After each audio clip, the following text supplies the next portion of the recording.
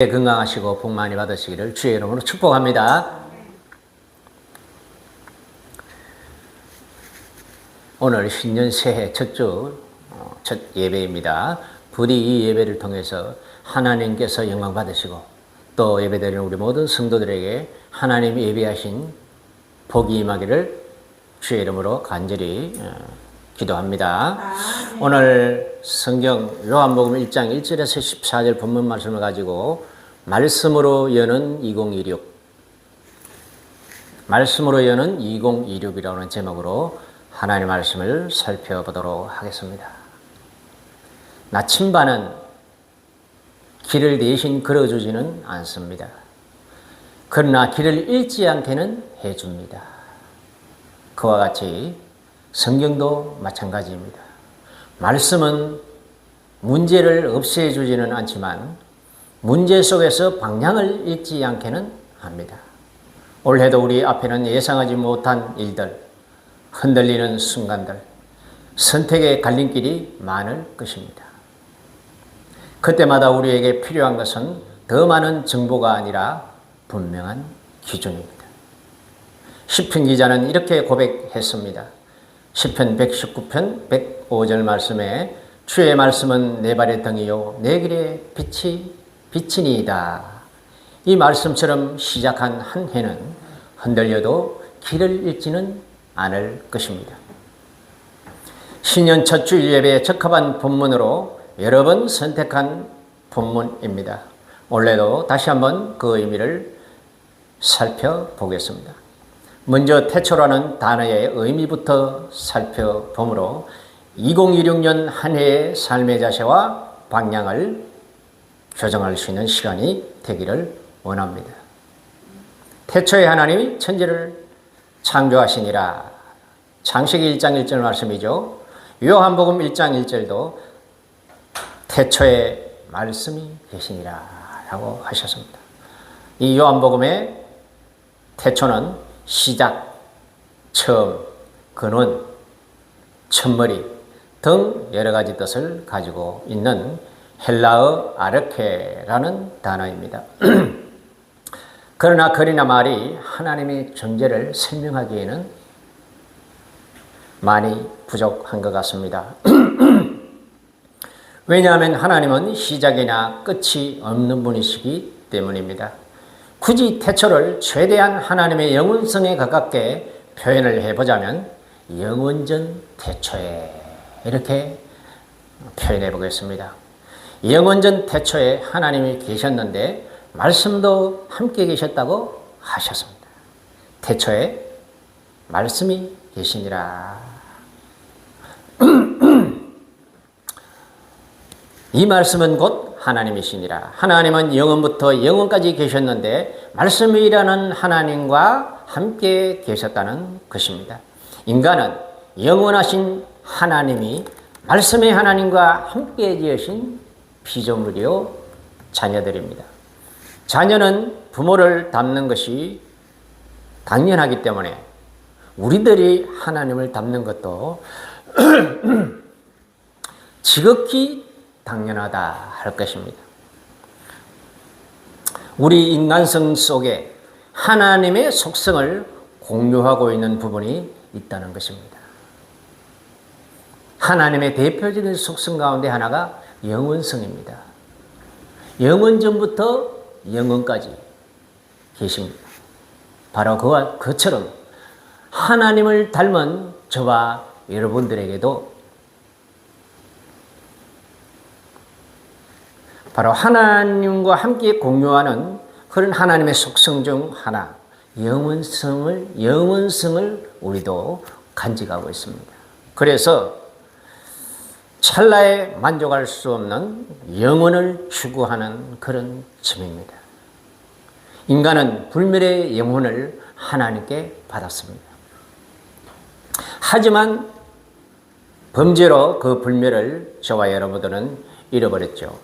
그래서 인간은 잃어버린 불멸성, 즉 영혼을 사모하는 그런 존재가 된 것입니다. 인간은 꿈도 없고 하루 먹고 살면 됐어 하며 산다면 오래 버티기는 쉽지 않을 것입니다. 왜냐하면 우리들에게는 밥으로는 채워지지 않는 비밀한 공간이 사람 속에 존재하기 때문입니다.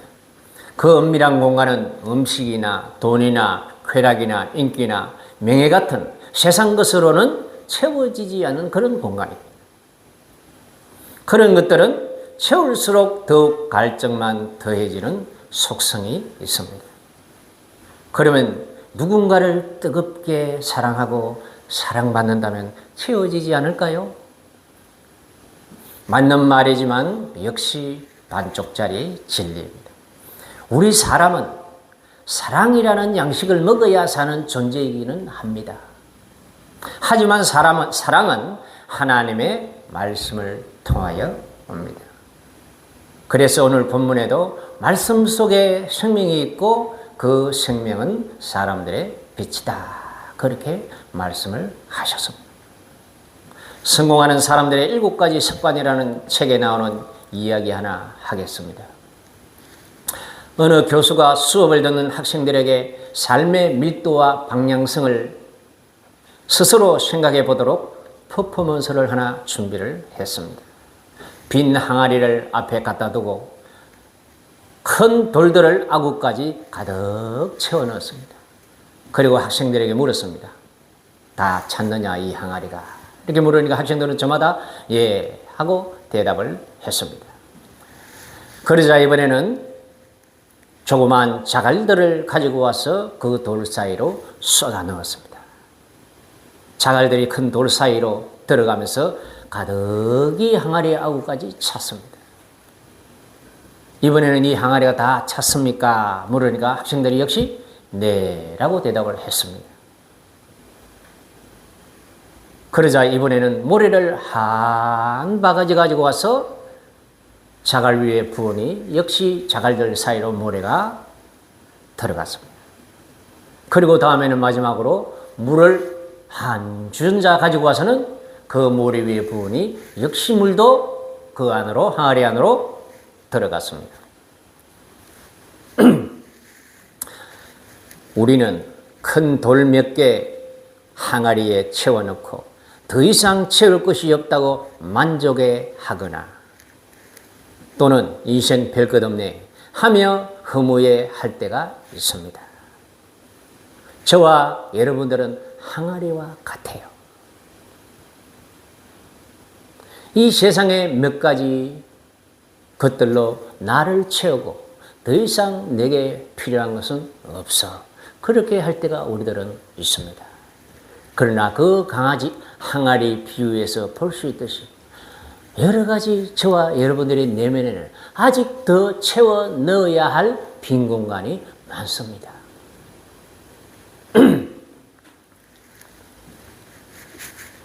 아직도 항아리 같은 우리에게 채워 넣을 것이 많다는 것을 깨달아야 합니다. 무엇보다 저와 여러분들은 하나님의 말씀을 나의 내면에 차곡차곡 채워 넣어야 되는 그런 한 해가 되기를 주의 이름으로 권면드립니다. 말씀이 저와 여러분들의 영혼 속에 빼곡히 채워지고 성령의 불이 내게 임할 때 저와 여러분들의 인생은 거룩한 열정으로 불붙게 될 것입니다. 저와 여러분들은 아직도 세상에 그냥 밥만 먹고 죽만 먹고 물만 먹고는 내 인생 다 했어, 다 찼어, 더 이상 바랄 게 없어 그렇게 하고 있지는 않습니까? 저와 여러분들은 항아리보다 더 깊은 내면을 가지고 있는 영혼을 추구하는 그런 존재들입니다. 태초의 말씀이 계시니라. 올 한 해를 커튼을 열어 젖히듯 말씀으로 여는 새해 벽돌을 여는 성도들이 되시기를 주의 이름으로 권면드립니다. 아멘. 사람이 떡으로만 사는 것이 아니요 하나님의 입으로 나오는 말씀으로 사는 것이다. 예수님께서 말씀하셨습니다. 사람은 육체의 양식만 채워주면 만족하는 그런 존재가 아닙니다. 하나님의 말씀이 영으로 우리 안에 들어와 계시기 때문에 말씀이 우리의 양식이 되고 밥처럼 일정하게 섭취하여야 우리의 마음도 영혼도 만족할 수 있는 그런 존재들입니다. 말씀은 저와 여러분들의 생명입니다. 육신의 생명은 음식을 통하여 유지됩니다. 음식이 우리 몸속으로 흡수되는 과정을 간단하게 한번 얘기를 해보자면 우리가 밥을 먹고 입으로 잘게 붓습니다. 그리고 그 침 속에서 아밀레이드라고 하는 물질이 나와서 탄수화물을 분해하기 시작합니다.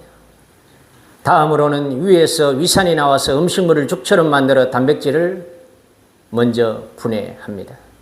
다음으로 소장으로 내려가 담력과 췌장액이 섞이면서 탄수화물, 단백질, 지방을 최종적으로 가장 작은 단위인 포도당, 아미노산, 지방산으로 분해하여 몸속으로 흡수합니다. 흡수된 영양분은 몸을 활동하게 하는 에너지원인 동시에 몸의 세포를 재생하고 병균으로부터 몸을 방어하는 여러 기능의 능력을 부여합니다. 이와 같이 우리의 영도 말씀이라는 양식을 여러 과정, 여러 방법을 통하여서 흡수하여 하나님을 깨닫고 나의 정체성을 알며 어떤 방향성을 가지고 어떤 방법으로 삶을 살아가야 할지를 영감과 지혜를 공급해 줍니다. 그래서 말씀 안에 생명이 있다고 하신 것입니다. 그 안에 생명이 있었으니 생명은 움직임이 있습니다. 활력을 가지고 움직입니다. 말씀이 우리 안에 있을 때 우리의 모든 활동이 의미 있는 활동이 됩니다. 말씀이 우리의 정체성을 규정하고 삶의 방법과 가치와 방향을 결정하게 합니다. 또한 생명은 자라나는 특성이 있습니다. 성장합니다. 키가 자라고 몸무게가 늘어납니다. 지능도 높아지고 관계나 환경에 대해서 이해력을 가지게 되고 대처할 줄 알게 됩니다. 그리고 생명은 물질 세계 너머의 영적 세계까지 관심을 확대합니다. 영적 세계는 육신의 정신력으로는 이해하지 못합니다. 말씀을 통하여 이해의 지평을 넓혀갑니다. 이것이 말씀의 생명력입니다.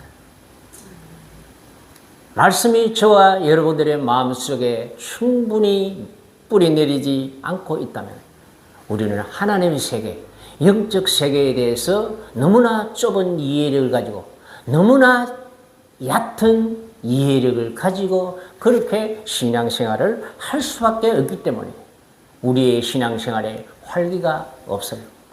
그저 형식적이고 외형적인, 위선적인, 외식적인 그런 신앙인이 되고 만다는 것입니다. 그런 의미에서 말씀은 우리 신앙생활의 생명이에요. 그리고 말씀을 빛이라고도 하셨습니다. 그 안에 생명이 있었으니 이 생명은 사람들의 빛이라. 빛은 우리의 눈을 열어주는 역할을 합니다. 우리가 사물을 분별하고 이것은 흰색이네, 이것은 빨간색이네, 저것은 초록색이네, 그리고 저 사람은 현민이네, 예지네, 미경이네 이렇게 분별을 하는 모든 것은 우리의 눈에 빛이 들어오기 때문입니다. 사물을 보고 동료 인간을 보게 합니다. 빛은 사물을 보고 타인을 보며 그리고 또한 내면의 기쁨과 건강에도 큰 영향력을 끼칩니다. 말씀은 생명이요 빛입니다. 우리가 말씀을 꼭 붙잡고 살아간다면 2026년도 한 해를 성공적으로 살아가는데 문제가 없을 것입니다. 모세의 뒤를 이어 이스라엘 백성의 지도자가 된 여호수아는 두려움에 떨었습니다. 200만 명의 어마어마한 수의 말씀꾸러기 백성들을 이끌고 요단강을 건너야 하는 책무는 그에게 큰 두려움을 주었습니다. 그런 그에게 하나님은 이런 말씀을 주셨습니다. 여호수아서 1장 7절에서 8절 말씀입니다. 오직 강하고 극히 담대하여 나의 종 모세가 네게 명령한 그 율법을 다 지켜 행하고 우로나 좌로나 치우치지 말라. 그리하면 어디로 가든지 형통하리니 이 율법책을 내 입에서 떠나지 말게 하며 주야로 그것을 묵상하여 그 안에 기록된 대로 다 지켜 행하라. 그리하면 내 길이 평탄하게 될 것이며 내가 형통하리라. 여호수아는 하나님 말씀을 주야로 묵상하고 깨달은 바를 지켜 순종하라고 주님은 여호수아의 두려움을 극복할 수 있는 방법을 제안해 주셨습니다. 그것은 바로 하나님 말씀대로 행하라는 것입니다. 저와 여러분들도 이 미지의 2026년을 앞에 두고 이 한 해 과연 나에게 어떤 시간들이 다가올까? 거기에 대한 불안과 두려움이 있다면 바로 하나님께서 모세에게 준 이 대책을 저와 여러분들의 대책으로 삼으시기를 주의 이름으로 권면드립니다. 지금까지 놓아버린 성경책을 다시 드세요. 지금까지 내 눈에서 멀리 해버린 성경을 다시 가까이 하세요.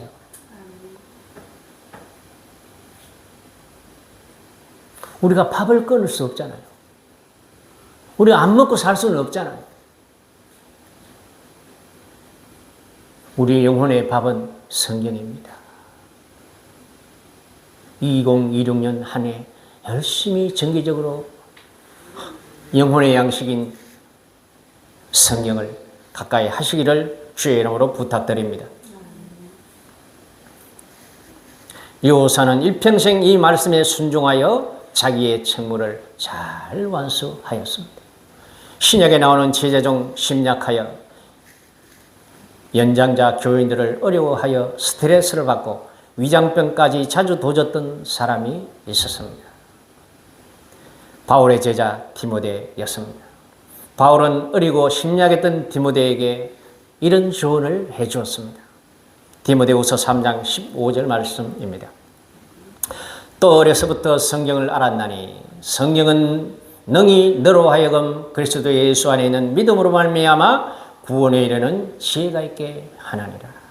모든 성경은 하나님의 감동으로 된 것으로 교훈과 책망과 바르게 함과 의로 교육하기에 유익하니 이는 하나님의 사람으로 온전하게 하며 모든 선한 일을 행할 능력을 갖추게 하려 함이라. 하나님의 이런 외향적인 성격이든 내향적인 성격이든 말씀에 붙잡힌 사람이 쓰임받을 수가 있습니다. 나는 너무 소심해.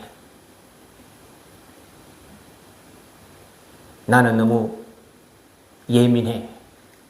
그래서 나는 교회 봉사라든지 전도라든지 그런 일은 맞지 않는 사람이야. 그렇게 착각하지 말기를 바랍니다. 외향적이든 내향적이든 많이 배웠든 안 배웠든 재능이 많든 적든 하나님의 말씀에 감동을 받고 붙잡힌 사람은 하나님의 일에 사용될 수 있습니다. 할렐루야. 하나님의 말씀은 불이에요. 성령 하나님께서 던져주는 불을 받는 통로가 내 마음속에 있는 말씀이에요. 새해가 밝았습니다. 어떤 사람은 기대와 설렘 속에 맞이한 새해를, 어떤 사람은 두려움과 또 그 해가 그 해지 하는 무기력으로 별 감흥을 느끼지 못할 수도 있습니다. 미래는 비슷한 것 같지만 사실은 미지의 세계입니다. 낯선 시간입니다. 그러므로 우리에게는 막연한 두려움의 세계입니다. 작년 한 해 꽤 괜찮게 산 사람은 이 평화가 깨질까 봐 두렵고, 어렵게 살았던 사람은 이 어려움이 계속될까 봐 또 두렵습니다. 우리 주변을 둘러싸고 있는 환경도 우리에게 두려움을 줍니다. 나라의 정치 상황이나 경제적인 상황도 굉장히 불안합니다. 그러던 국제 정세도 굉장히 혼란합니다. 러시아 우크라이나 전쟁은 끝날 줄 모르고 푸틴은 핵공격에 대한 위협을 하고 있습니다. 중국은 세계 여러 지역적 전쟁의 뒷배 역할을 하고 있으며 대만을 곧 공격할 것이라는 소문이 공식화되고 있습니다.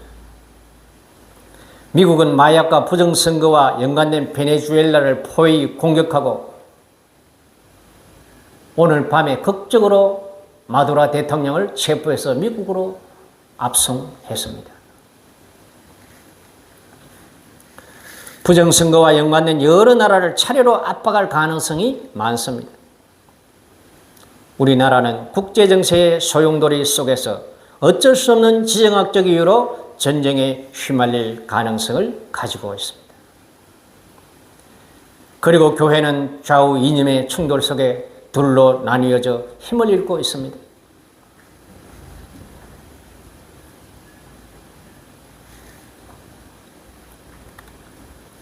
기술 발전도 놀랍고 신기하기는 하지만 막연한 두려움을 우리들에게 던져주고 있습니다.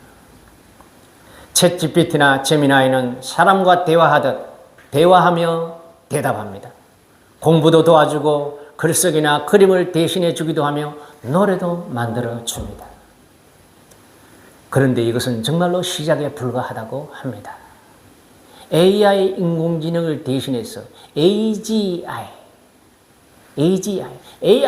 노래 잘하는 인공지능, 글 잘 쓰는 인공지능, 그림 잘 그리는 인공지능, 분석 잘해주는 인공지능, 이렇게 특화된 특성을 가지고 있다면 이 AGI는 범용 인공지능, 인간이 하는 모든 지적 활동을 다 한다는 것이에요. 그리고 나아가서 범용 인공지능이 몸까지 가지게 되는 그런 때가 곧 우리 앞에 도래하고 있습니다. 몸까지 가지게 되는. 그래서 스스로 생각하고 판단하고 분석하고 알려주면서 스스로 차가 움직여요. 부르면 오고 가자 하면 가고 어디에 좀 세워줘 하면 세워줍니다. 그리고 1시간 동안 돌아다니다가 몇 시 몇 분에 여기 와 하면 지가 알아서 돌아다니다가 그 시간에 온다고 합니다. 그리고 또한 인간형 로봇가 등장하고 있습니다. 공장에서, 매장에서, 심지어 우리 가정에서 우리 인간을 대신해서 일해주고 쇼핑해주고 강아지 산책시켜주고 설거지해주고 공장에서 일해주고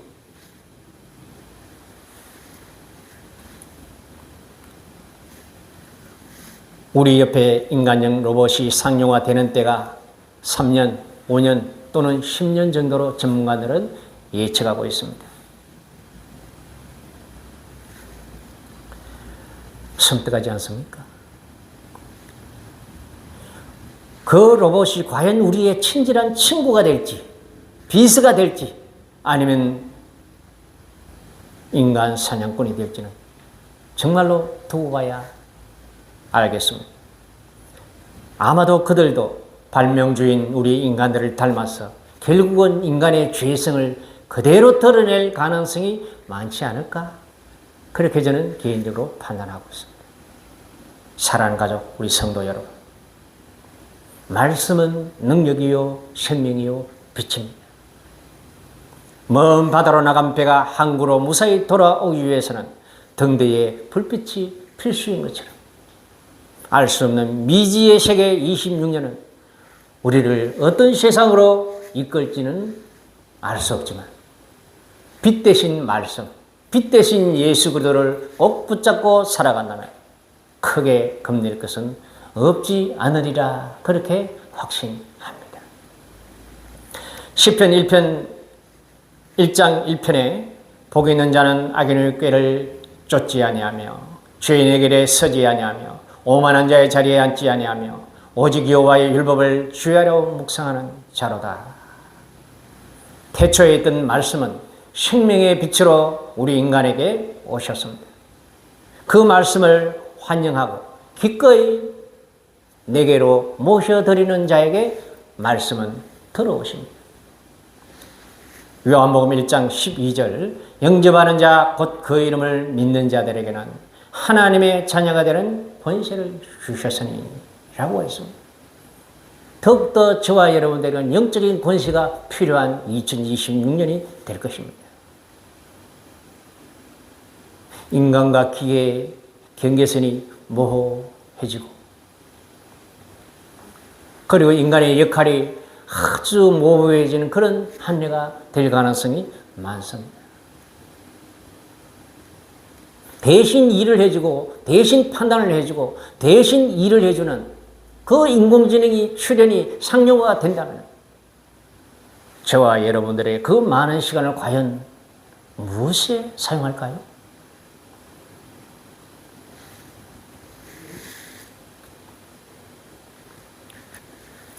저와 여러분들은 말씀의 빛을 삼아 말씀을 등 삼아 빛 삼아 우리가 이 한 해를 걸어가야 합니다.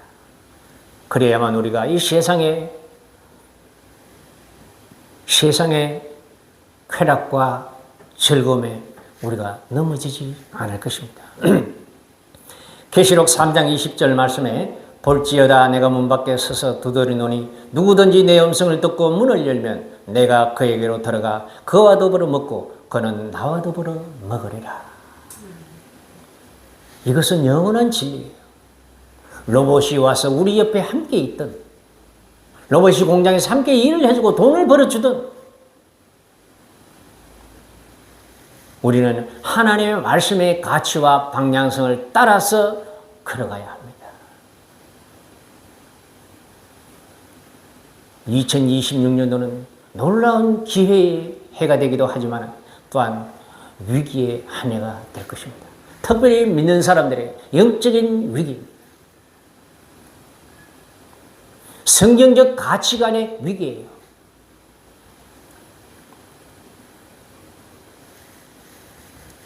그러므로 저와 여러분들은 말씀 따라 살아가야 할 필요성이 더욱더 강조되는 것이 바로 2026년도일 것입니다. 말씀이 그리스도요 하나님입니다. 말씀 충만이 예수 충만이요 성령 충만입니다. 말씀 충만이 지혜 충만입니다. 말씀을 우리 안에 충만히 모셔드려서 2026년 한 해를 성공적으로 사는 성도들 되기를 주의 이름으로 축복합니다. 말씀을 우리가 너무나 익히 알고 있었던 이 전통적인 말씀을 내 마음속에 섭취하는 5가지 방법을 한 번 더 요약해서 강조하고 말씀을 맺도록 하겠습니다. 하나님의 말씀을 내 마음에 충분히 모셔드리는 첫 번째 방법, 통독입니다. 눈을 감으면 전체 성경적인 흐름이 파노라마처럼 내 마음속에 쫙 지나가도록 충분히 성경을 읽으세요.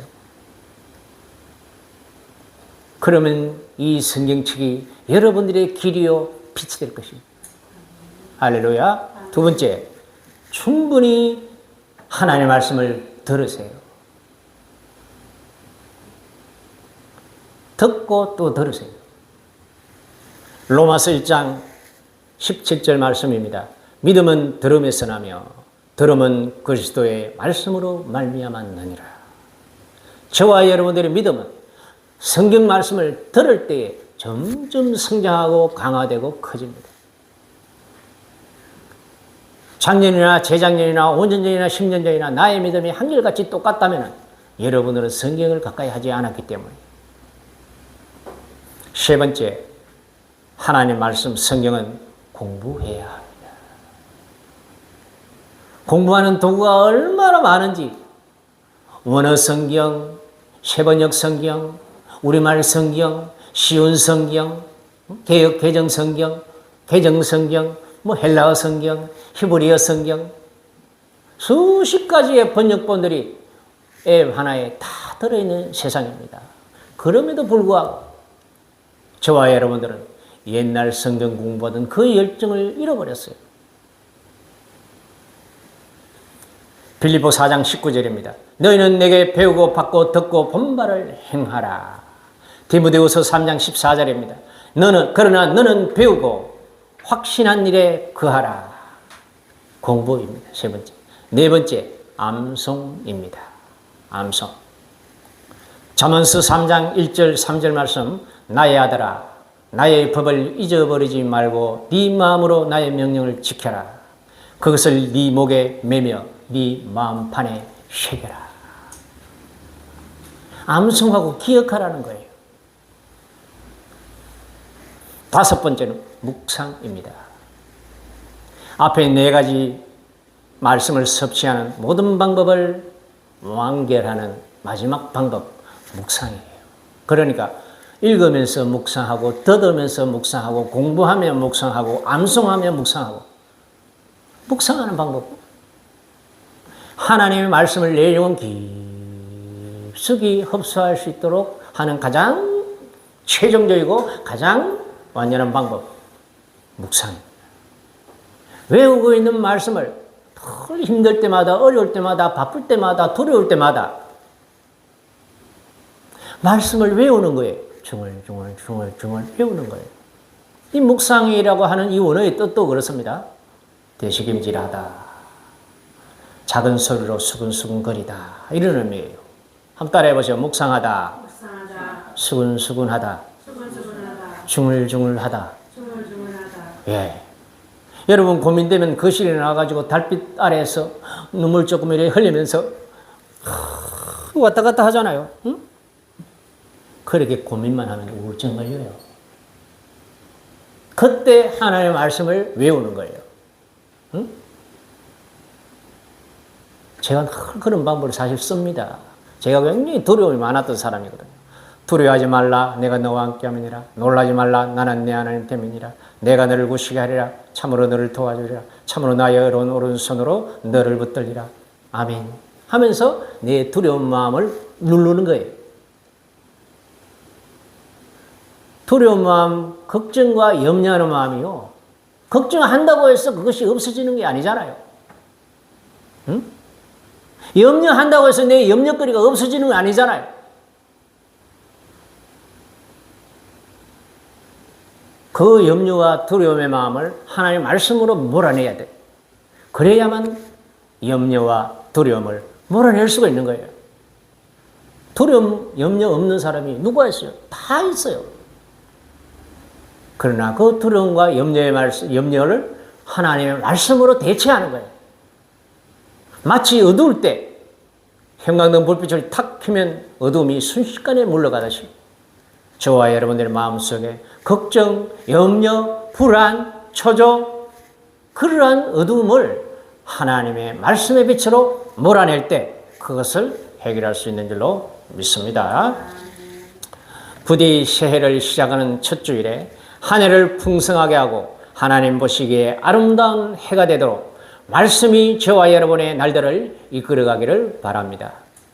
높게 똑바로 자라나는 침엽수, 특히 전나무나 메타세콰이아 같은 나무는 맨 꼭대기 가지가 대장 역할을 한답니다. 맨 꼭대기. 얼마나 자랄지, 어느 방향으로 자랄지, 그렇게 아무렇게나 자라지 않고 질서정연하게 자라도록 감시하고 이끌어 줍니다. 리드 가지가 문제가 생기면 나무가 제대로 자라지 못하고 덤불처럼 되어버릴 수 있다고 합니다. 우리들의 리더는 바로 말씀 되신 예수 그리스도이십니다. 언제나 변함없으시고 사랑과 능력이 많으신 예수님의 말씀 따라서 올 한 해도 파이팅! 승리하시는 저와 여러분 되기를 주의 이름으로 축복합니다. 기도합시다. 사랑이 많으시고 거룩하신 아버지 하나님 감사합니다. 2026년 한 해를 앞두고 또 열심히 출발하는 우리 성도들을 하나님의 말씀으로 채워주시고 말씀을 통하여 성령께서 감동하셔서 성공적이고 기쁨과 감사가 가득 찬 그런 한 해가 되게 해 주시옵소서. 건강을 다하여 주시고 지혜와 능력을 다하셔서 열심히 일할 수 있도록 도와주시고 또한 아버지 우리의 가치관과 역할이 모호해지는 아버지 하나님 이 한 해에 하나님의 말씀의 빛을 쫓아서 살 수 있는 그런 성도들 되게 해 주시옵소서. 미사하고 예수님 이름으로 간절히 기도하옵나이다. 아멘. 할렐루야.